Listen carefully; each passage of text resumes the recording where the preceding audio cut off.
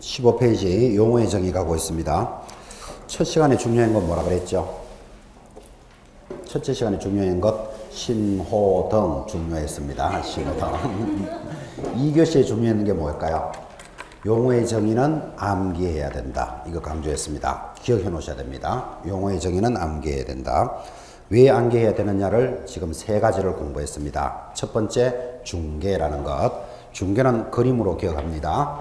자, 제일 중요한 용어입니다. 중계라는 것은 중개 대상물에 대하여 거래 당사자인 갑과 을 사이에 이 물건을 매매도 하고 교환도 하고 임대차도 하면서 그 밖의 권리에 대해서 덕실히 서로 바뀌는 것을 알선해 주는 것, 이를 중개라고 했습니다. 두 번째 정의는 공인중개사에 대해서 공부했습니다. 굉장히 강조했습니다. 공인중개사는 누구죠? 자격을 취득한 자, 자격을 취득한 자입니다. 이런 공인중개사는 모두 몇 사람이 있다? 세 사람이 있다까지 정리하셨고, 세 번째 정의가 중개업에 대한 정의였습니다. 중개업은 요소를 세 가지를 찾아내야 됩니다. 첫째, 타인의 의뢰가 있어야 하고 일정한 보수를 받고 중개를 뭐 하는 것이다? 업으로 하는 것이다. 암기해야 된다. 이렇게 이야기했습니다. 세 번째까지 정리했고, 이제 네 번째 정의입니다. 4번이 개업 공인중개사고 원래 처음 바뀐 내용입니다. 그래서 또 중요합니다. 이전에는 이를 중개업자라고 불렀고, 이제 여러분들은 시험 치는 그날까지 개업 공인중개사 이렇게 공부합니다.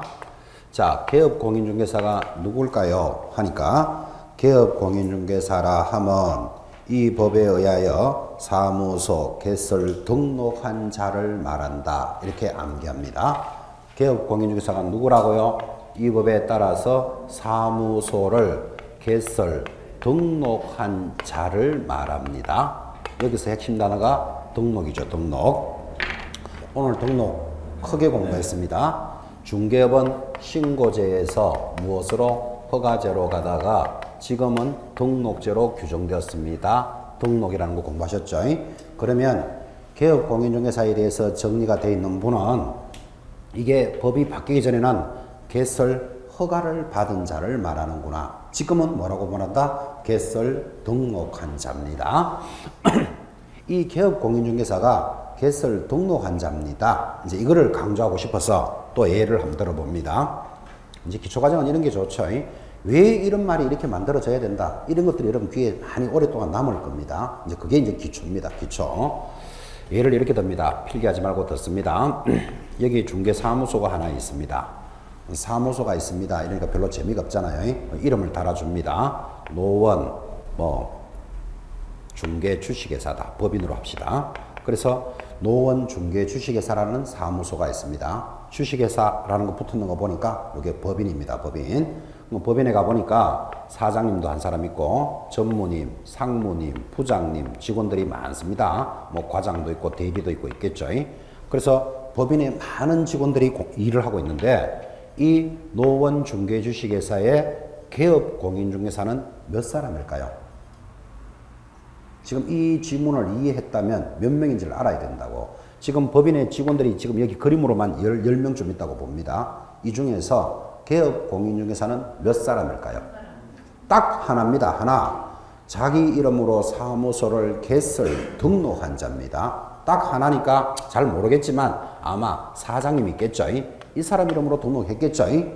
직원 이름으로 등록할 수 있겠지만 그럴 일은 별로 없을 거니까. 그래서 개업 공인중개사는 딱 한 명이다. 이거 기억해 놓으셔야 돼요. 그런데 우리 일반인들은 법인에서 많은 직원들이 일하고 있는데 개업 공인중개사가 전부 다 개업 공인중개사라고 알고 있는 분 의외로 많습니다. 이거. 그죠? 그 의외로 많다라는 말을 이렇게 예를 한번 들어볼까요? 여기 한 사람을 뽑았습니다. 이 사람이 이제 우리말로 하면 김전무님입니다. 그래서 노원 중개주식회사의 김전무님이라는 사람이 있고, 이 사람은 노원에서만 30년 중개업을 한 사람입니다. 중개업을 잘할까요? 못할까요? 잘하겠지. 회사에 30년 동안 했대. 그리고 직책도 전무잖아. 그죠? 특히 이분은 상가가 전문입니다. 상가가. 그래서 여러분이라는 사람이 이 김전무님을 만났습니다. 왜 만났는가 하면 노원 쪽에서 호프집을 하나 하고 싶다. 그러면 호프집을 할 만한 점포를 하나 구해야 되잖아. 그죠? 그런데 어디서 들어보니까 노원 중개주식회사의 김전무님한테 가면 아주 좋은 점포를 잘 구해준단다. 이런 말을 들었으니까 이 사람을 만났겠죠.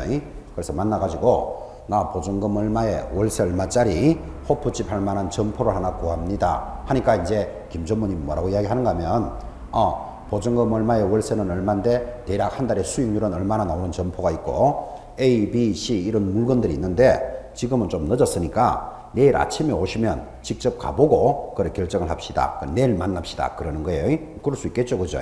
그래서 여러분들이 알았어 하고 돌아옵니다. 알았어 하고 돌아오는데 친구가 전화 오기를 야 거기 노원 쪽에서 가다 보니까 네가 이 사람하고 이야기를 하고 있던데 이 사람이 누구지? 하고 물으면 여러분들은 뭐라고 대답해야 될까요? 이 사람이 누구지? 하면 물어봅시다. 지금 질문을 알아들었습니까? 지금 무슨 말을 하고 있는지 질문 알아들었으면 저 사람이 누구지? 하면 뭐라고 대답해 줘야 된다? 중개보조원 이렇게 말한다. 큰 대답 나왔다. 자, 뭐라고 대답해야 되겠습니까? 저 사람이 누구지? 하면 뭐라고 대답하실래요? 공인중개사다 이렇게 대답한다. 저 사람이 누구지? 하면 뭐라고 대답해야 될까요? 또 저 상가 전문 공인중개사다 이렇게 말한대요. 사람은 하나인데 대답이 다 다르잖아. 중개보조원이라고 말한다. 공인중개사라고 말한다. 그 다음에 상가 전문 뭐라고요? 공인중개사라 말한다. 대답이 다 틀린 것 같습니다. 첫째, 중개보조원이다. 이 사람 중개보조원이 어떻게 하는데? 없으니까. 있는지 없는지 물어봤어요, 지금? 아니, 여기서 자격증 있는 사람은 사장님 한 사람만 있으니까. 그것도 대답 안 되고. 그 다음, 공인중개사라 그런다 그랬죠. 공인중개사는 아까 정의에서 공부했잖아. 공인중개사는 뭐라 그랬죠? 자격을 취득한 자, 이게 공인중개사고, 자격증은 어디 있다 그랬죠? 장롱 속에 있는 사람인데, 이 사람이 공인중개사일 이유는 절대로 없어요. 자격증인 장롱인 사람 일하면 된다, 안 된다? 안 한 사람 일을. 지금 이 사람은 전문적으로 일하고 있는 사람이라고 이야기했잖아. 그지? 공인중개사도 대답이 안 되고. 그 다음, 상가 전문 공인중개사다. 그 상가 전문만 붙었는데, 역시 공인중개사다 아니다? 아니잖아, 지금. 자격을 취득한 자가 공인중개사라니까요. 봐요. 이게 일반인들은 그렇게 이야기한다고. 공부를 안 하셨다면, 그냥 노원 중개주기사에서 중개하는 사람이다. 상가 전문가다. 이렇게 말해도 다 알아듣잖아. 우리가 지금 그게 무슨 말인지를. 그죠? 근데 시험을 공부하는 사람은 그렇게 공부하면 안 돼요. 개업 공인중개사는 절대로 아니겠죠. 자기 이름으로 등록은 안 했을 거라는 거. 그 말은 안 나왔어요. 지금 다행스럽게. 그런데 보편 일반적인 사람들은 중개사무소에 일하고 있으면 전부 다 공인중개사다 또는 개업 공인중개사다 이렇게 이야기하면 안 된다고. 그러면 이 사람은 자기 이름으로 등록은 안 했겠죠. 그럼 자기 이름 등록 안 했으면 뭘까요? 하면 자격증이 있으면 소속 공인중개사다. 그렇게 말하고 자격증이 없으면 지금 말했다시피 대답하셨다시피 중개보조원이다 이렇게 말해야 되는데 지금 이 사람이 자격증이 있는 줄을 안다 모른다? 모르잖아 지금. 그러니까 중개보조원이라는 대답도 안 된다니까. 그죠? 그래서 친구가 이 사람이 누구지? 하면 여러분은 뭐라고 대답하면 모른다 이렇게 대답해야 된다고. 모르잖아. 자격증 있는지 없는지. 이거 모른다 이래야 대답해요. 근데 이제 그렇게 대답할 일은 없죠. 노원 중개주식회사에 그냥 상가 전문가다 이 정도는 이야기 하겠지만 그죠? 시험용으로는 모른다예요. 모른다. 그러면 가서 물어봐야 돼. 김 전무님 자격증 있습니까? 이렇게 물어보니까 자격증이 있대요. 자기가. 있으면 뭐가 된다? 소속 공인중개사가 되는 거예요. 직원이죠. 직원. 그죠? 근데 자격증이 없대요. 그러면 중개보조원이구나. 이렇게 대답해야 된다. 현재까지는 모른다고. 그죠? 지금 여러분한테 전달하고 싶은 이야기 아무나 보고 개업 공인중개사다 그런 소리 하면 안 된다. 지금 그 이야기 하려고 지금 그 이야기 한 거예요. 여기까지가 시험용이고 여담으로. 근데 안 물어봐도 공인 중개보조원일 가능성이 90%는 넘어요. 이게 왜 중개보조원일 가능성이 90% 넘는가 하면 노원에서 30년 동안 일하면서 그렇게 일 잘한다 그랬죠. 그러면 자격증이 있으면 아직도 소속으로 있었겠다. 자기가 나가서 차렸겠다. 차려서 할 가능성이 높지. 그러니 자격증이 없을 가능성이 높아요. 90%는 된다니까요. 그러니까 이 김 전무님은 법률적으로는 누굽니까 하면 중개보조원이다 이렇게 대답해야 돼. 법률적으로는. 그죠? 오늘 너무나 중요한 걸 가르쳐 드렸기 때문에 내일 아침에 여러분들은 김 전무님 내일 아침에 만나기로 했죠. 오늘 큰 걸 들었기 때문에 내일 아침에 가가지고 김보조원님 안녕하세요. 그러면 그때부터 쫓겨납니다. 이제 상가 보러 가는 건 날 샜고. 그죠? 노원에서 내만큼 잘하는 사람도 있으면 나와봐라 할 정도인데 김보조원님 어제 공부했거든요. 안녕하세요. 이러면 집으로 가세요. 이런 소리 듣습니다. 그래서 내일 아침에 만났을 때는 뭐라고 인사해야 되고, 김 전무님 안녕하세요 하고, 속으로는 보조원이제 이러면 맞는 거야. 그냥 90%는 맞다 그러잖아. 90%는 100%는 아니고, 그죠? 그래서 용어가 어떻게 돌아간다라는 느낌을 좀 가지셔야 돼요. 지금도 대답이 몇 번 나왔지만, 공인중개사와 개업공인중개사를 구분 안 하는 사람이 너무너무 많아요. 중개사무소에 있으면 저 사람 공인중개사다 이런 말 하면 안 된다니까. 공인중개사는 자격을 취득한 자고 자격증이 장롱에 있는 사람이 왜 거기 사무실에 나와 있는데 지금, 그죠? 그런데 일반적으로 그렇게 이해하는 사람이 너무너무 많아요. 그거 구분 못하는 사람이 너무 많다니까요. 그런데 일반적으로 이야기할 때는 구분 안 해도 돼. 그냥 저기서 일하는 사람이구나 이것만 알면 되지만, 시험용으로 접근하는 사람은 그렇게 접근하니까 해결이 안 되더라고 이게, 그죠? 그래서 지금 여러분한테 지금 이 내용에서 전달했던 것, 아무나 보고 개업공인중개사라고 하면 안 돼요. 개업공인중개사는 누구만 이야기해야 된다? 등록한 자, 우리말로 하면 딱 한 사람 있을 거예요. 누군지는 잘 모르겠지만, 그죠? 딱 한 명 있고, 나머지들은 전부 다 뭐다? 직원들이에요. 그 직원들 중에서 자격증이 있으면 소속 공인중개사고, 없으면 중개보조원이다. 이 개념을 잡으셔야 돼요. 자, 그러면 개업공인중개사는 개설을 등록한 자인데, 이 개설 등록한 자가 세 종류가 있어요. 하단에 1번 줄 것입니다. 법인인 개업공인중개사. 우리 이걸 뭐라고 부른다? 중개법인이다 이렇게 불러요. 그 다음 공인중개사인 개업공인중개사 줄 거고, 3번 등록을 한 것으로 봐주는 자가 있어요. 또 말도 희한하죠. 등록을 한 것으로 봐주는 자를 앞으로 뭐라고 부른다? 부칙 6조의 개업공인중개사다 이렇게 불러요. 이걸 옛날에는 중개인이라고 불렀어요. 근데 이제 중개인이라는 말이 이제 거의 없어졌고 시험에서도 안 나와요.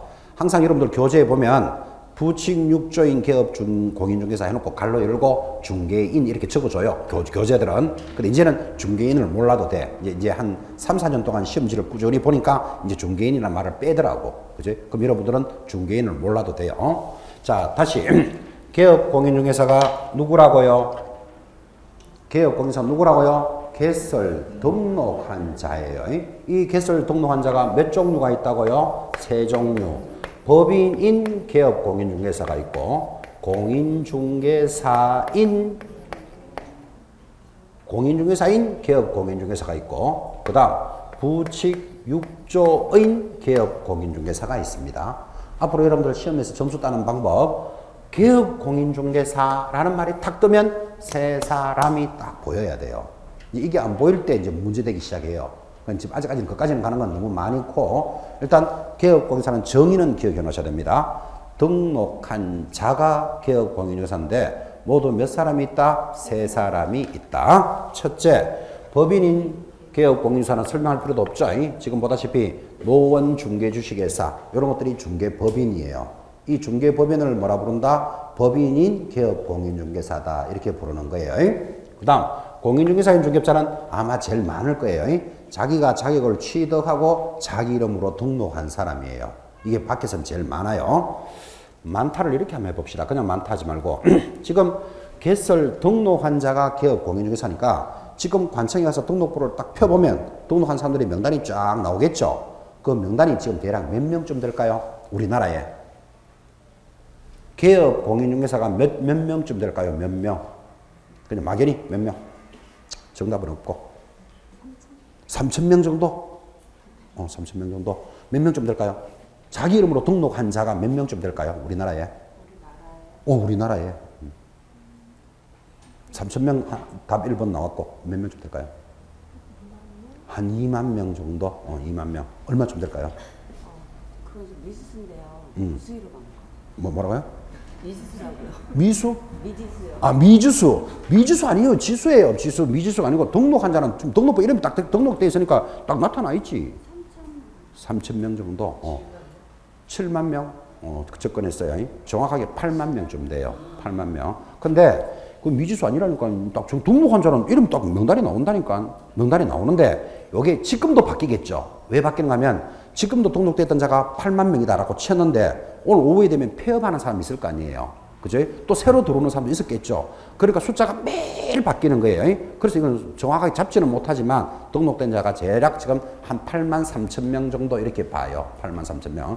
그래서 제가 작년 12월 31일 기준으로 원래가 아니고 작년 12월 31일 기준으로 딱 자르면 그 날짜에 등록된 사람들 나오겠죠. 그죠?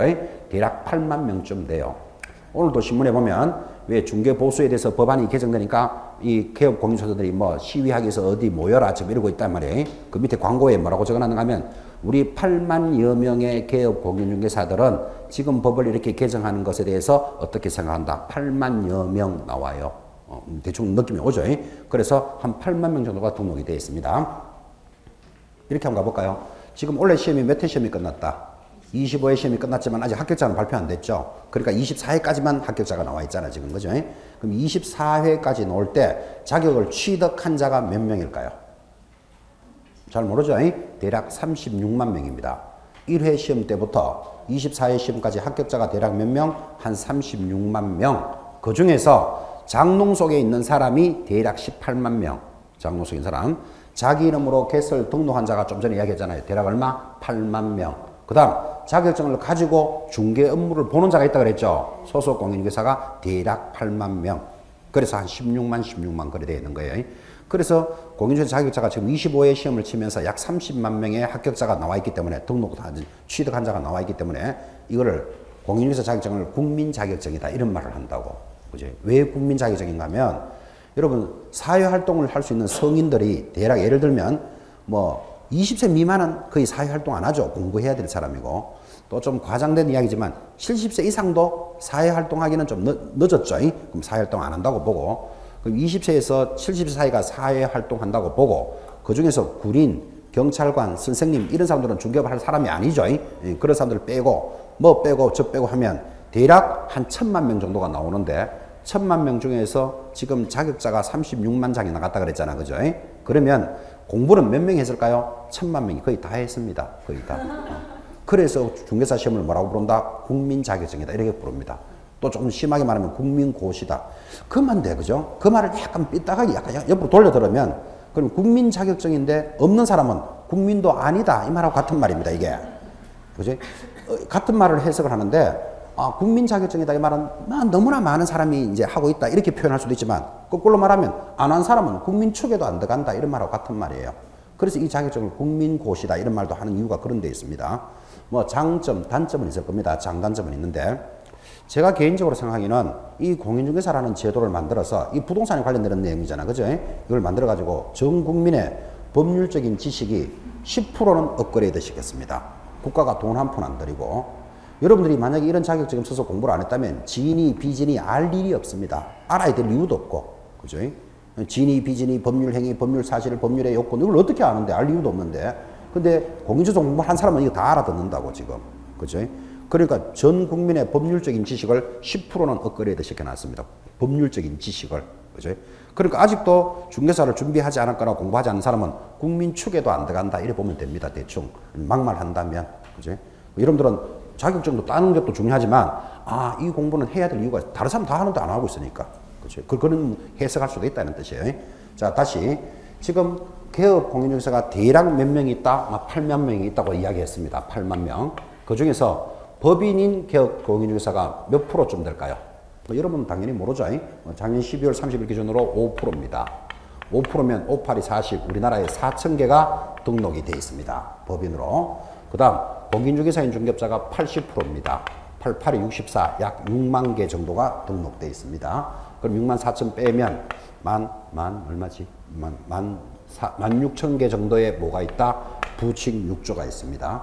여기서 아주 독특한 사람, 부칙 6조는 뭔가? 이렇게 물으면 이렇게 이해합니다. 부칙 6조는 1989년도부터입니다. 이거 정확한 거 아닙니다. 1회 자격자가 언제 나왔다 그랬죠? 1985년도에 1회 시험을 쳤다 그랬잖아요. 그러면 1회 자격자가 나왔으니까 그때 중개사법을 개정하면서 이제 지금부터는 자격증이 없는 사람은 중개업을 못한다 이렇게 만들려고 그랬어요. 1회 자격자가 나왔기 때문에. 그죠? 그런데 그렇게 만들려고 그러니까 누가 반발했겠죠. 누가 반발할까요?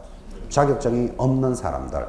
옛날부터 중개업을 하던 사람들이 있었겠죠. 그러면 60년대, 70년대부터 중개업을 하던 사람들이 있었는데 법이 85년도에 1회 자격자를 만들면서 지금부터는 자격증이 없는 사람은 중개업을 못한다라고 법을 만들었었어야 되는데 이 사람들이 워낙 반대가 심한 거라. 그죠? 왜냐하면 우리나라는 뭐 데모 만능주의 뭐 이런 말 하잖아. 그죠? 그리고 이 85년도, 88년, 86년이 전두환 정권이라는 거 아시죠? 전두환 대통령이 왜 대통령이 되는데 가장 크게 힘을 써준 사람이 장인이라는 거 압니까? 장인. 정두환 대통령보다는 전두환 대통령의 부인 이순자 씨 집안이 굉장히 좋습니다. 그 사람들이. 그 장인이 이 이름 옛날에 아는데 지금 잊어버렸는데 이 뭐 있습니다. 그 사람이 자기 사위를 대통령 만들다 실패했습니다. 그러니까 대통령 입장에서 장인을 무시한다 못한다 못하겠죠. 그 장인이 뭐 했는가 하면 대한노인회 회장합니다. 이 시절에. 그러니까 주로 이때 중개업을 하는 사람들은 나이가 많으신 분들이 많겠죠. 이 사람들이 법이 딱 바뀌면서 이때부터 자격증 없는 자는 부동산을 할 수 없다 하니까 극렬하게 반대를 하는데 할 수 없다 하도 데모가 세니까 그럼 89년도부터는 못한다. 그 대신에 반대가 심하니까 예전부터 하던 사람은 할 수는 있다. 이렇게 기득권을 인정해 줍니다. 예전부터 하던 사람은 그냥 그대로 할 수는 있는데 이제부터 새로 하는 사람들은 자격증이 없으면 못한다 라고 바뀌는 게 언젠가면 89년도입니다. 이게 정권이 바뀌기 때문에 가능했습니다. 89년도부터는 정부가 노태우 정부로 바뀌잖아. 그죠? 대한노인회 이런 게 좀 힘이 없어지기 시작하거든. 그죠? 그래서 89년도부터는 이제는 자격증 없는 사람 등록 못해요. 그러면 그 전부터 하던 사람들은 계속 할 수는 있지만 한번 폐업해버리면 다시 등록을 못하겠죠. 자격증이 없으니까. 이런 자들을 옛날에는 뭐라고 불렀다? 중개인이라고 불렀고 지금은 법이 바뀌어가지고 부칙 6조의 개업 공인중개사다 이렇게 부르는 거예요. 자, 그럼 이런 여러분이 많은 말을 알아들을 필요는 없고 부칙 6조는 등록한 것으로 봐주는 자다 이렇게 이해하시면 된다고. 자격증 있고 없고 그죠? 그러니까 우리 밖에 나가면 어떤 말이 돌아다니는가 하면 꼭 자격증 없어도 중개업을 할 수 있다라는 말이 이것 때문에 나오는 거예요. 그죠? 근데 이게 참 잘못된 제도예요. 여러분 알다시피 변호사 자격이 없는 사람은 변호사 업무 보면 안 되겠죠. 의사 자격증이 없는 사람은 의사를 하면 안 되겠죠. 의사 자격증도 없는데 칼 들고 막 수술하고 있어봐요. 난리 나지 지금. 그죠? 그러니까 자격자만이 해야 됨에도 불구하고 이 자격증만큼 유일하게 양분화를 시켜놓은 거예요. 없더라도 할 수 있도록 만들어졌어요. 그러니까 이게 지금 현장에서 분쟁이 막 일어나는 거라. 왜 그러면 이런 사람들은 오래전부터 해왔기 때문에 많은 물건이나 많은 고객들이 확보가 돼 있어요. 그러니까 지금 막 시험 쳐서 자격증 따고 오는 사람보다 일을 더 잘한다 못한다 잘할 여지가 높죠. 그러니까 자격증 취득한 사람은 이거 딴다고 그렇게 힘들게 고생해가지고 막상 나가보니까 없는 사람이 일도 더 잘하고 돈도 더 잘 벌어가네. 배 아프다 안 아프다? 배 아파지지. 그지? 그러니까 자꾸 분쟁이 일어나는 거라 서로 간에. 그지? 그래서 이때 법을 만들 때도 이 기득권을 인정해 주려면 30년 동안은 할 수 있다. 이렇게 한시적으로 시간을 짰었어야 되는 거라. 그지? 그러면 30년만 지나면 이제 더 못한다. 그럼 30년 동안에 더 하든지 자격증을 따든지 하라. 이렇게 한시적인 걸 줄 써야 되는데 이걸 안 줬다니까요.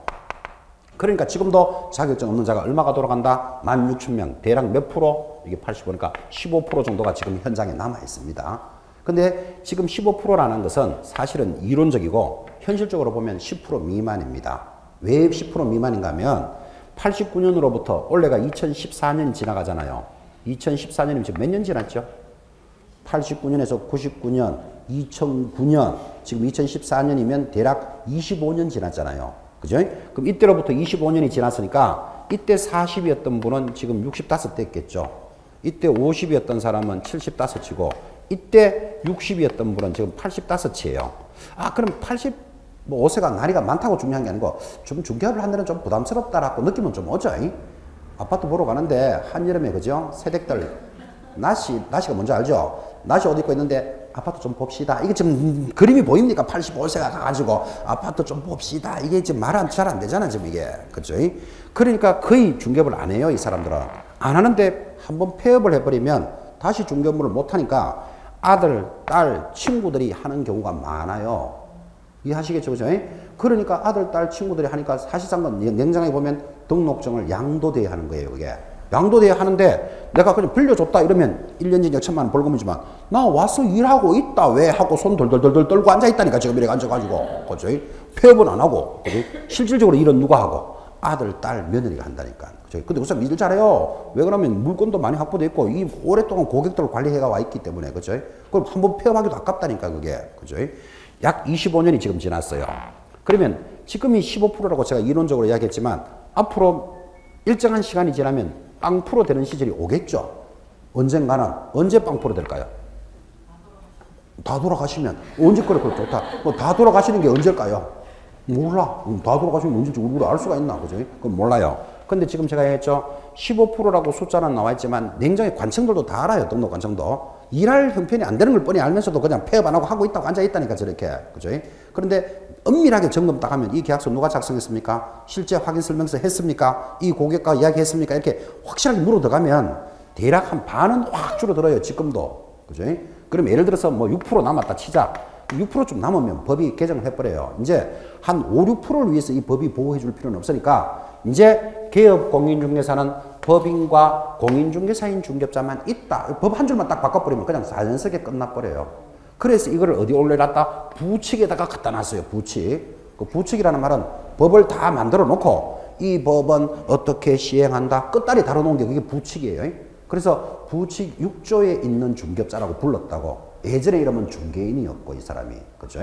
이런 사람을 부칙 6조의 개업 공인중개사로 부르고 대략 지금 한 10%쯤 됩니다. 엄밀하게 말하면 10% 미만입니다. 사실은. 그래서 앞으로 여러분들은 자격증이 이제 부칙 6조가 언젠가는 0% 되겠죠. 이제 언제 될지 모르지만 제 생각으로는 길어도 10년 아닙니다. 지금부터 10년 지나버리면 35년 지나버려요. 35년 지나면 여기서 전부 다 10살씩 더 못해야 돼 지금. 그죠? 그러니까 지금부터 길어야 10년. 짧으면 5년이에요. 5년. 더 짧으면 내년에도 법 개정해버리면 끝나요. 근데 쉽게 개정은 못해요. 왜 그러면 이 사람들이 반발이 있기 때문에. 그죠? 그러니까 이 법을 이때 만들 때도 30년 동안만 할 수 있도록 해준다든지 이렇게 한정을 줬더라면 이제 그 분쟁의 씨앗이 끝났을 거 아니라. 그죠? 이걸 안 만들었기 때문에 지금도 계속 분쟁이 남아있는 거라 이게. 현장에서. 그죠? 현장에서. 그런 사연을 참고로 들으시면서 여러분들 기억해야 될 것. 개업 공인중개사는 자기 이름으로 등록한 자인데 등록한 자가 몇 종류가 있다? 3종류가 있다. 이걸 기억해 놓으셔야 돼요. 첫째, 법인인 개업 공인중개사. 요게 한 5%쯤 되고 우리나라에. 그 다음 대다수가 공인중개사인 개업적 공인중개사. 지금 80%쯤 돼요. 그 다음 부칙 6조에 의한 개업 공인중개사가 약 10% 되어 있습니다. 그래서 3종류로 구성이 되어 있습니다. 됐죠? 아주 중요한 단어입니다. 이거. 이제 이런 개념들이 잡혀야 앞으로 수업을 이해한다니까. 그래서 용어의 정의가 중요하다 지금 이렇게 강조하고 있죠. 암기하셔야 됩니다. 넘어가면 5번째 용어의 정의가 들어옵니다. 지금 소속 공인중개사라는 말은 많이 했지만 이제 또 가볍게 따라가는데 소속 공인중개사에 대한 정의입니다.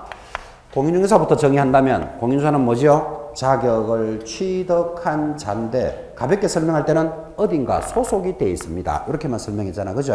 근데 법으로는 이렇게 설명합니다.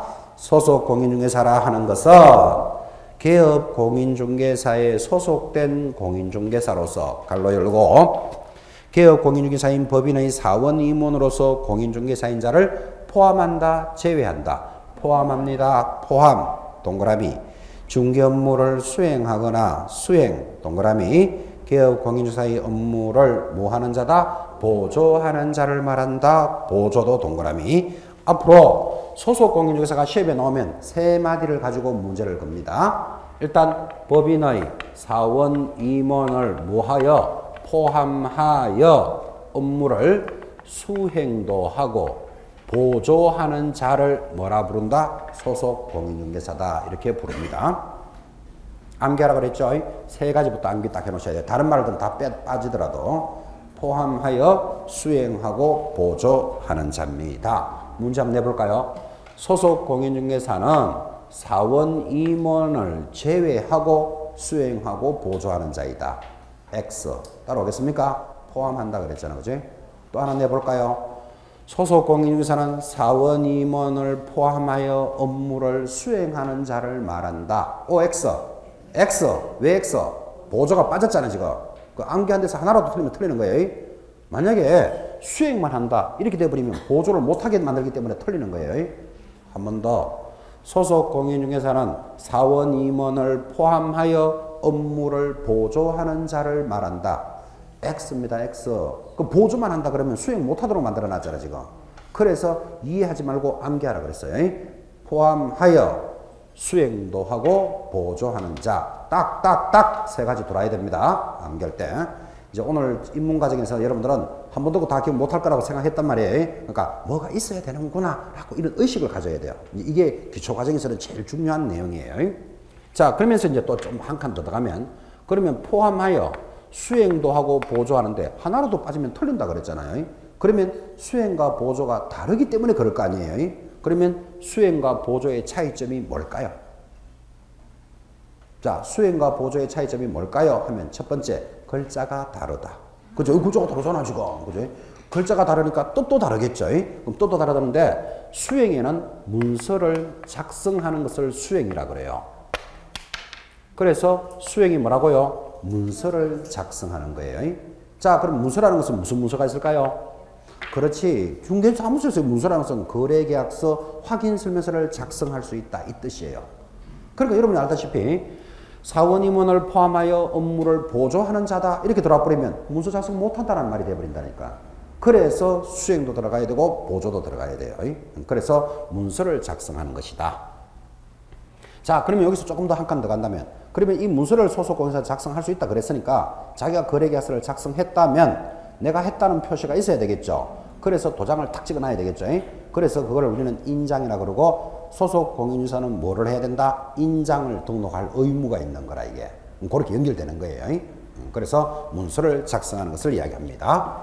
이제 마지막 정의입니다. 여섯 번째, 중개보조원. 이제 암기해야 될 것 여섯 번째가 돌았고, 이 중개보조원은 여기 있는 소속 공인중개사 때문에 더 중요한 용어입니다. 시험에도 더 잘 나옵니다. 중개보조원이. 자, 여러분들도 막연히 오늘도 뭐 몇 가지 질문 중에 누굽니까? 뭐 중개보조원이다, 아니다 이런 말도 우리가 예사로 했지만 나름대로 여러분이 중개보조원에 대한 개념이 있단 말이에요. 그거 싹 지우고 암기하셔야 돼요.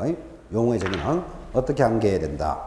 중개보조원이라 하면 제일 먼저 찾아야 될 것, 공인중개사가 아닌 자. 이거부터 잡아내야 돼. 동그라미 딱 해놓습니다. 동그라미. 공인중개사가 아닌 자. 동그라미 놓고 중개대상물에 대한 현장 안내 및 일반 서무 등 개업 공인중개사의 중개 업무와 관련된, 지금부터 밑줄 긋습니다.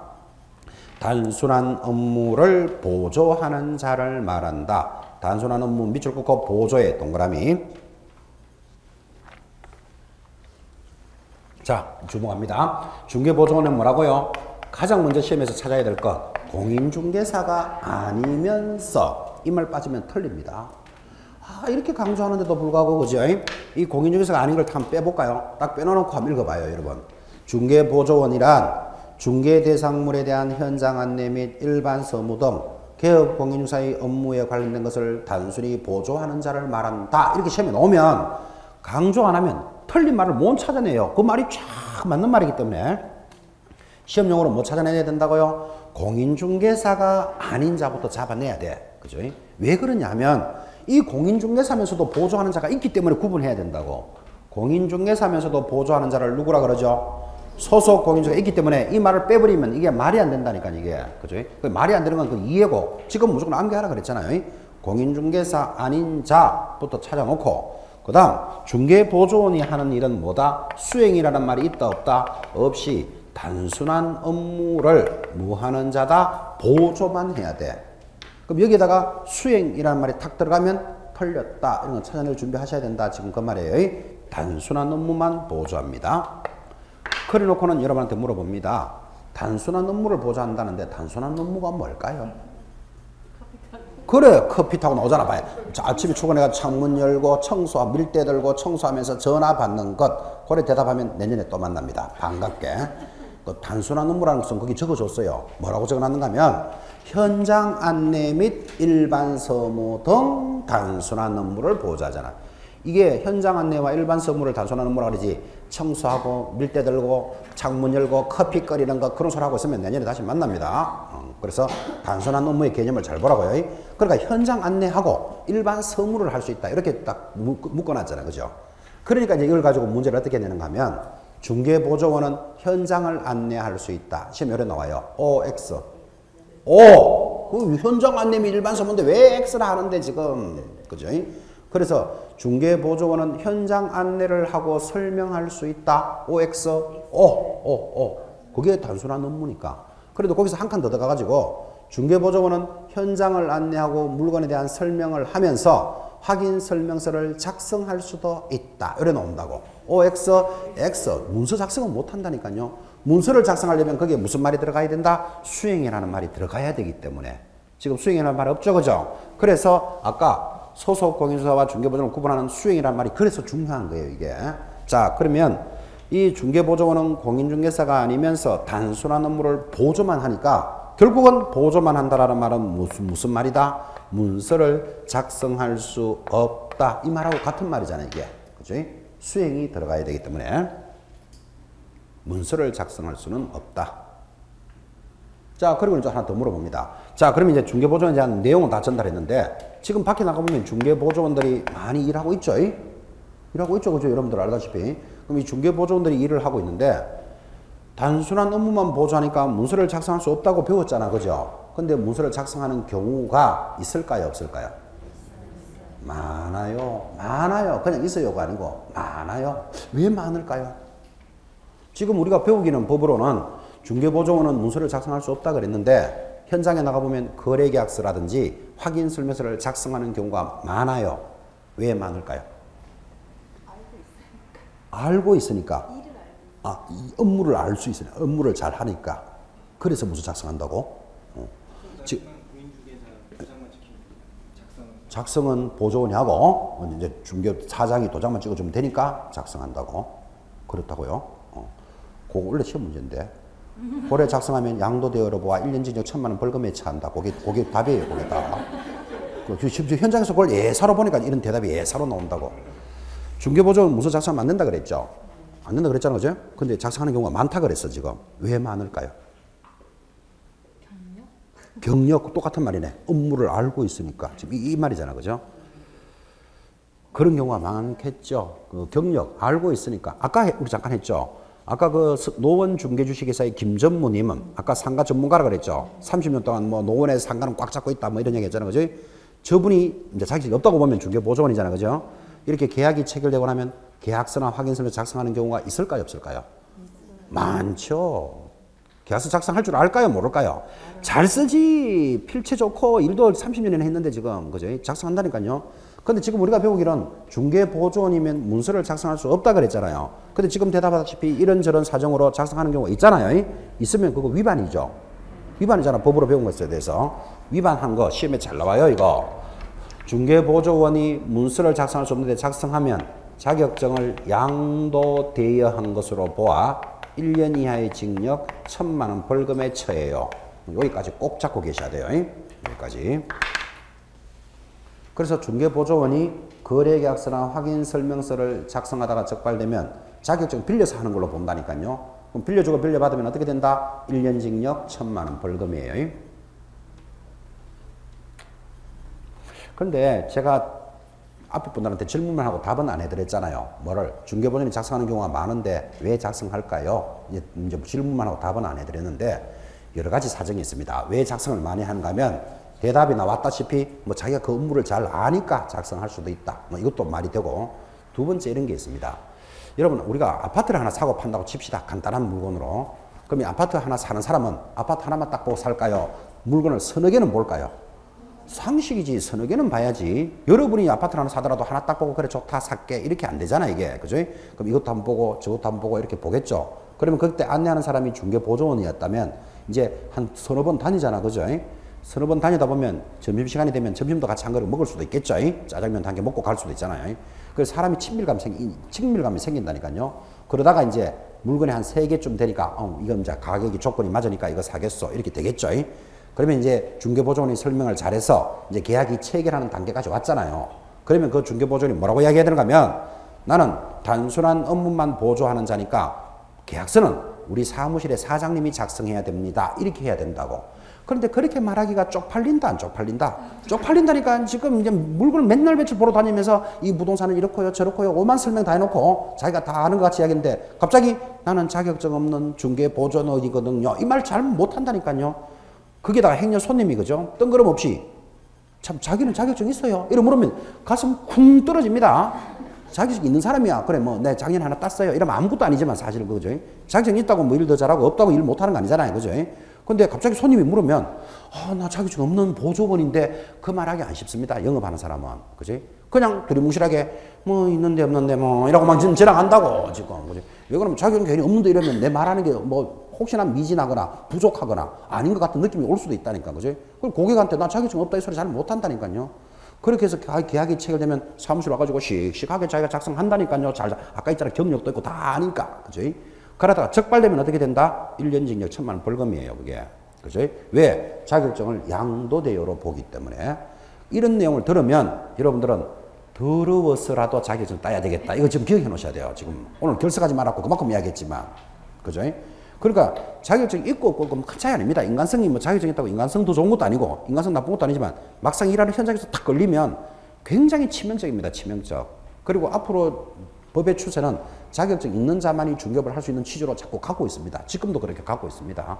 그래서 오늘 또 잔소리로 돌아가는데 이왕 시작한 거 원래 꼭 합격하도록 공부 열심히 하셔야 됩니다. 이왕 시작한 거. 그죠? 그러려면 뭐 해야 된다? 결석하지 마라. 또 연결되는 거라 그렇게. 이왕 시작한 거 그죠? 꼭 열심히 하셔서 자격증 취득하셔야 됩니다. 또 현장에서 이런 이야기도 많이 듣습니다. 제가 이 수업을 오래 했으니까 졸업생들한테 얼마나 많이 들었겠어요. 지금 자격증 없는 분 중에서도 중개업 잘하는 사람이 있습니다. 중개보조원이. 중개사무소에 있는데 중개보조원이니까 자기 밑에 직원으로 일을 열심히 하겠죠. 이건 중개보조원입니다. 그런데 옆에 방금 자격증을 딱 딴 이제 신참이 사무소에 와가지고는 뭐 배우는 걸 많이 오겠죠. 자격증 없지만 그래도 일을 오래 한 사람이니까 그죠. 이야기하다가 이럽니다. 언니는 자격증도 없는데 일도 참 잘해. 그거 칭찬이다 욕하는 거다. 그것도 한 사람 생각해 봐야 돼 지금 그죠. 성질 나가지고 나도 자격증 따로 나와야 되겠다 이런 사람도 많이 봤어요 제가. 그래서 우리 여기 이제 공부하시는 분 중에 오늘도 계시는지 모르지만 공부하시는 분 중에 현업을 하시는 분들도 자격 공부하러 많이 와요. 자격증 때문에 스트레스 받아가지고 그죠. 그런 분도 상당히 많습니다. 일하고 있는 분 중에. 이거 언니는 자격증도 없는데 일도 참 잘해. 일단 칭찬이다 욕이다. 몰라 알아서 생각해 보시기 바랍니다. 열불 나도록 만듭니다. 열불 나도록 그죠. 그래서 자격증이 있어야 돼 이게 그죠. 이왕 시작한 거 꼭 쟁취하도록 하시라 지금 그런 취지. 근데 이런 얘기도 많이 들었었어요. 자, 그런데 여러분 이거 좀 의심스럽지 않나요? 그러면 중개보조원은 문서를 작성할 수 없다고 들었는데 그거 작성했다고 무슨 양도 자격증을 빌려서 하는 1년 징역 1,000만 원 벌금으로 보느냐? 그 해석이 맞느냐? 이런 궁금함이 안 생기느냐 이 말이에요. 양도대여가 맞습니다 이게. 한번 봐요. 자격증 있는 사람이 김갑동이에요. 이 사람 자격증 있다고 칩시다. 근데 자기가 안 하고 빌려줬어. 빌려주는 걸 뭐라 그런다? 양도대여했어요. 누구한테? 이열순에게. 그러면 사무실에서 일하는 사람은 김갑동이 한다, 이열순이 한다. 지금 제목 이해하시겠죠? 이 사람은 일은 잘하는 사람이에요. 근데 뭐는 없다고요? 자격증은 없어요. 그 자격증 있는 김갑동에게 자격증을 빌려서 한다니까요. 자, 그러면 일단 외형적으로는 누구 이름으로 등록했겠다? 자격증 있는 김갑동 이름으로 등록했죠. 했지만 일은 누가 한다고요? 이열순이 하잖아. 그죠? 그럼 이열순이 계약을 체결하더라도 이열순이 체결했겠죠. 그러면 김갑동이 와서 야 계약서 작성해야 되는데 냉정하게 양도대여 해가지고 양도대 준 사람 지금 남양주에 살고 있는데 계약 이루어질 때마다 니 와서 작성해라. 이거 잘 현실적으로 된다 안 된다? 잘 안 돼. 그러면 누가 작성한다? 이열순이 작성하게 된다니까. 그럼 이열순이 지금 여기 법률적으로는 뭐가 된다? 중개보조원이잖아요. 그지? 그 중개보조원이 작성하면 양도대여로 본다니까요. 그러니까 등록관청에서 해마다 지도 감독할 때는 계약서 몇 년 보관해야 되는 줄 아십니까? 5년 보관합니다. 확인설명서 3년 보관합니다. 5년치 계약서 봅니다. 보면서 필체 다르면 다른 사람이 썼는 거잖아. 그죠? 다 뽑아낸다니까. 그죠? 그러면 한 사람이 쭉 중개업자가 개업공사는 한 사람밖에 없으니까 그 사람이 작성하고 그 사람이 서명 날인해야 되는데 다른 글씨체가 있잖아. 그죠? 그럼 이건 누가 작성했습니까? 하니까 이 사람은 소속 공인중개사라. 그러면 위반이다 아니다? 아니지. 소속 공사는 작성할 수 있다 그랬잖아. 그죠? 근데 소속 공사도 아닌 사람이 작성했다. 이제 그때부터 이제 시작되는 거야, 이야기가. 느낌 오시죠? 그죠? 그래서 아까 잠깐 이야기 하셨죠. 작성은 중개보조원하고 도장은 누가 중개업자가 퍽 찍어놔도 찾아낸다 못 찾아낸다? 찾아낸다고. 그거를 점검하는 게 자격증 양도대여를 막으려고 하는 거예요. 그게 굉장히 개념이 큽니다. 그거는 이제 배경적인 설명이고 여러분들이 알아야 될 것, 중개보조원은 문서를 작성할 수 없다. 작성하다 적발되면 어떻게 된다? 1년 이하의 징역 1,000만 원 벌금까지를 기억해 놓으셔야 돼. 시험용으로. 그죠? 나가서 뭐 작성하다가 적발되거나 말거나 그건 알아서 하고. 그죠? 이 중개사법은 현실적인 과목이었어. 그죠? 밖에 가면 다 하던데요. 자꾸 이렇게 질문하는 사람 많아요. 그분들은 시험 내는데 어렵습니다. 시험은 시험으로 따라와야 돼. 밖에서 그렇게 하던데요. 다 작성하던데요. 또 나중에 가면 이런 거 나와요. 금지행위, 거짓된 은행, 초과 금품 수수를 받아서는 아니다. 이런 거 나오거든요. 나오는데 다 하던데요. 자꾸 질문하는 사람이 있어요. 그래서 내가 원래 또 되겠나? 또 올해는 이래 또 점 찍어야 돼. 올해는 이래. 그죠? 듣는 데는 이야기 안 하지만 하여튼 그죠? 법고는 관사는 법대로 따라오셔야 돼. 법대로 그죠? 그래서 암기할 것 하면 암기하고 그죠? 이제 지금은 기초과정에서 배경을 설명 많이 하고 있습니다. 생초보들이니까 아 이걸 왜 이래 만들었구나 그렇게 돼야 되는구나 자꾸 이런 걸 좀 이해시키는 시간이 지금 지나가고 있습니다. 자 용어의 정의 6가지 반드시 암기할 것 그거 기억하는 게 더 중요합니다. 내용은 천천히 가도 됩니다. 앞으로 계속 가니까 제3조까지는 오늘 해야 되겠죠. 내려가면 제3절 중개대상물의 범위 옆에다가 제3조 거기까지만 조문 적읍시다. 첫 시간이니까 1조, 2조, 3조를 공부합니다. 제3조는 중개업자가 할 수 있는 물건에 대해서 제시를 합니다. 중개업자가 할 수 있는 물건을 뭐라고 부른다고요? 중개대상물 그럽니다. 참고로 지금 밖에 나가면 중개업자가 어떤 물건을 제일 많이 거래할까요? 아파트. 그래 맞아 아파트 그죠? 또 아파트 말고 어떤 거 할까요? 상가. 상가. 또 어떤 거 할까요? 토지. 좋다. 뭐 그죠? 다행입니다. 세 분 답이 다 정답인데 어떤 분은 테레비 네 이런 말 할까 봐 지금 자동차, 세탁기, 정수기 이런 거 중개하지 않습니다. 뭐 세 분 답은 다 정답인데 아파트도 한마디로 뭐 건물, 상가도 건물, 공장도 거래하겠죠. 공장도 건물. 이제 토지라는 또 대답도 나왔는데 토지 다른 말로 뭐 땅. 그죠? 그럼 과수원도 거래할 수 있겠죠. 과수원도 땅이잖아. 땅. 논, 밭, 임야, 전답 다 중개대상물이죠. 그거를 묶어서 뭐라 부른다? 토지 이래 부르잖아. 그죠? 예전에는 그죠?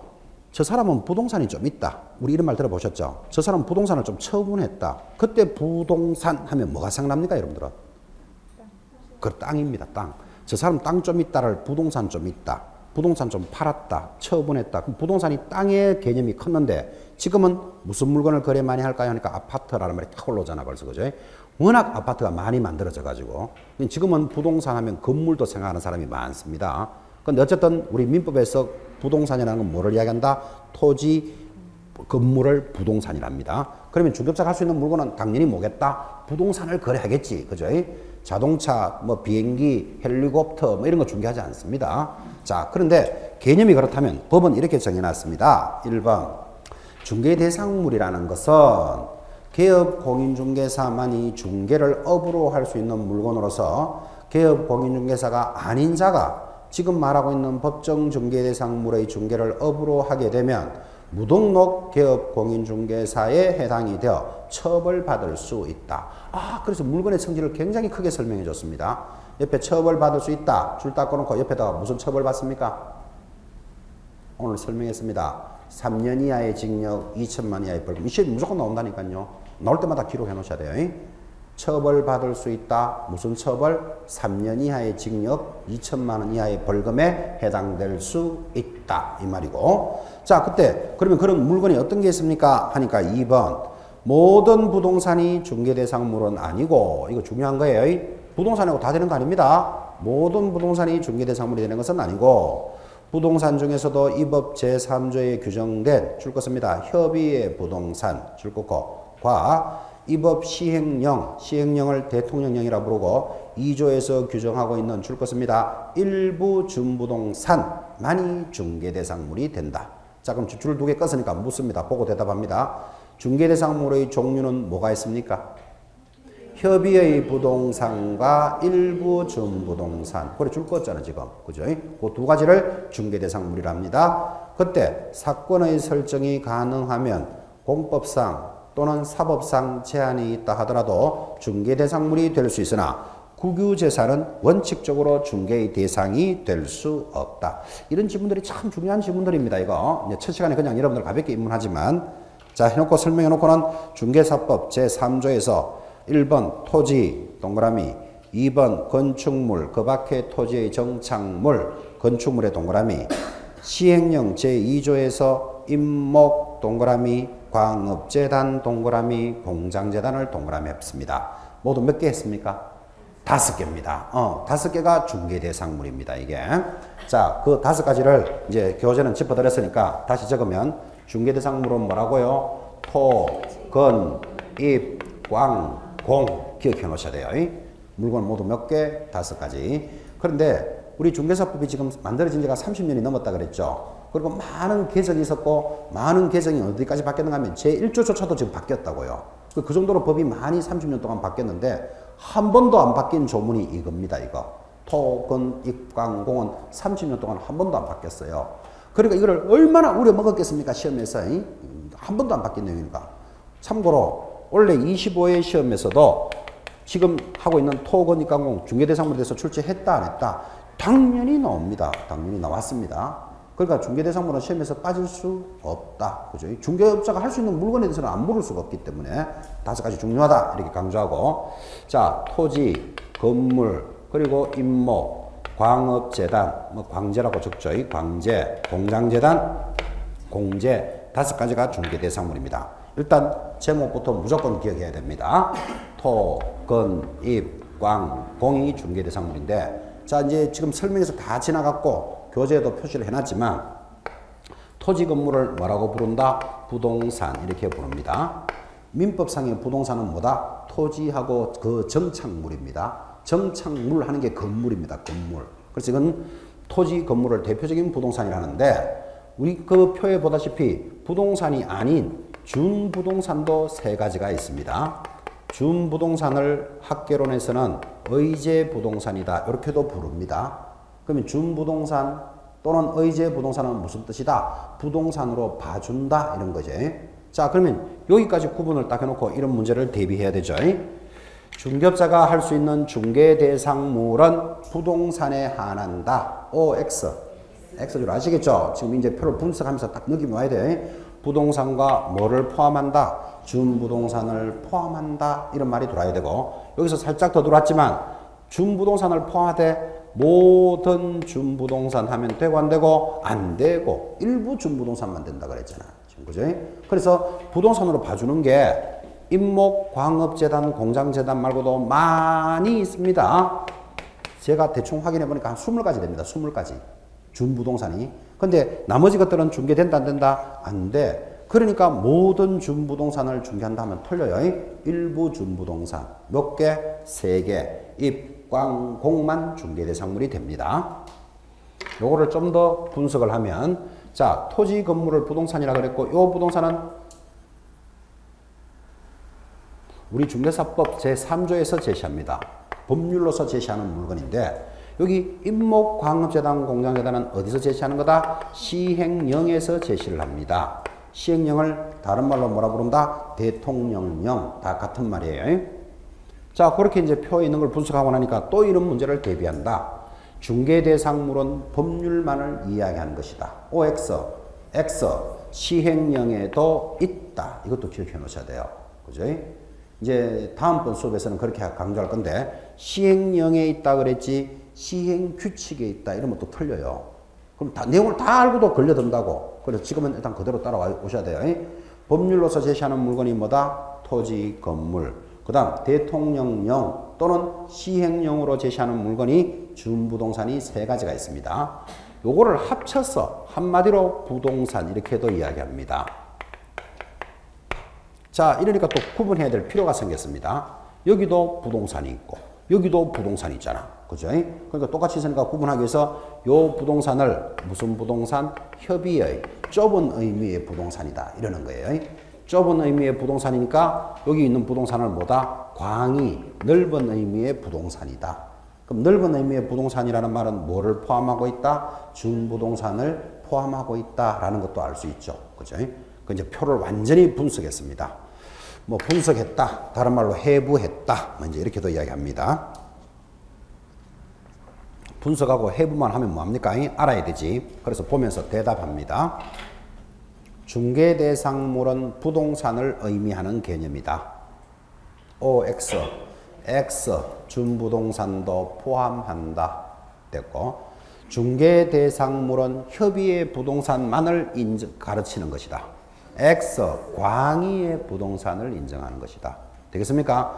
광의의 부동산이 무엇입니까? 하면 뭐라고 대답하고 협의의 부동산과 일부 준부동산을 광의의 부동산이란다. 그죠? 자, 그럼 또 하나 더. 중개업자가 할 수 있는 부동산의 범위에는 중개업자가 거래할 수 있는 부동산의 범위에는 민법상 개념과 동일한 개념이다. X, 민법에서는 뭐만 이야기한다? 토지, 건물만 이야기한다니까. 그지? 민법상 개념과 동일하다면 X, 그지? 중개사법에서의 부동산은 넓은 의미예요. 뭐하고? 부동산에 준부동산이 포함되어 있어요. 좀 더 세밀하게 간다면 모든 준부동산 하면 털린다. 이거는 이야기 됐고. 됐죠? 일단 제목하고 큰 줄기는 잡아 놓으셔야 돼요, 지금. 자, 여기서 중개 대상 물건이 5가지가 있습니다. 이렇게 제시되어 있지만 지금 현장에서 일어나는 건 아까 제가 물어봤잖아요. 무슨 물건을 제일 거래 많이 할까요? 하니까 아파트. 그럼 거의 건물이잖아, 건물. 상가, 건물이고. 토지. 그러면 거의 대답이 어디서 나온다? 현장에 있는 중개업자들은 거의 토지, 건물에서 거래가 다 일어나죠. 중개업을 수십 년 하더라도 임목, 저거 나무입니다, 나무. 광업재단, 공장재단을 거래할 일은 별로 없죠. 그래서 이거는 시험에서는 토지, 건물이 잘 나온다, 밑에 게 잘 나온다. 당연히 토지, 건물이 잘 나오지. 현장에서 일어나는 게 전부 다 거의 다 이건데 뭐. 근데 이거 시험용으로 딱 들어있죠. 시험용으로 딱 들어있기 때문에 여기서 시험 문제를 걸면은 무조건 어려워요. 그죠? 근데 어려운데 해마다 어려운 걸 준비를 한다고요. 나올 수 있기 때문에. 근데 시험은 꾸준히 어느 편에서 나오더라? 토지, 건물에서 나와요. 계속. 왜? 중개업자가 거의 거래하는 게 다 토지, 건물이니까. 올해도 토지, 건물에서 나왔어요. 그럼 올해도 토지, 건물에서 나왔지만 여러분이 대비하는 26개 시험은 이제는 준부동산도 한번 건드릴 때가 돼가요. 저기 한 5년에 한 번 꼴로 건드리기 때문에. 그래서 이제 원래 26개 시험 할 때는 준부동산에 대해서도 앞으로 수업을 임해가면서 여러분한테 자세히 이렇게 새겨나갈 시간들을 가질 거예요. 지금은 뭐가 중요하다? 토지, 건물이 중요해요.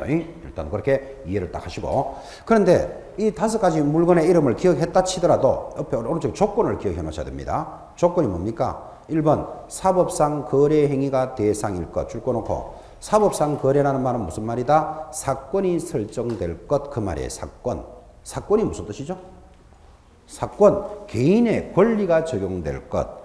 2번 중개행위가 개입될 수 있을 것. 이런 조건이 맞아야만 중개대상물이 됩니다. 조건도 2가지 한번 새겨보시기 바랍니다. 그 조건 2가지 쉬운 말이 아닙니다. 그게 줄은 쉽게 껐지만. 그죠? 일단은 그게 사건이 설정돼야 된다는 말은 가볍게 이렇게 설명합시다. 여러분 덕수궁 이런 말 들어보셨나요? 덕수궁도 한 번도 안 들어본 사람 있습니까? 덕수궁이라는 말이 있어요. 이거 건물이다, 토지다, 하늘이다, 땅이다. 덕수궁이 뭘까요? 건물이지, 건물. 맞죠? 그러면 덕수궁은 건물이니까 중개대상물이 된다, 안 된다? 안 된다고. 건물이라도. 왜 안 될까요? 방금 얘기했잖아. 사건이 설정되지 않잖아. 그죠? 그러니까 이 덕수궁은 누구 거지요? 국가 소유죠. 국유인 물건은 이 5가지 들어가더라도 안 된다고. 조건이 사건이 설정돼야 된다니까. 그죠? 한 번 더 물어봅시다.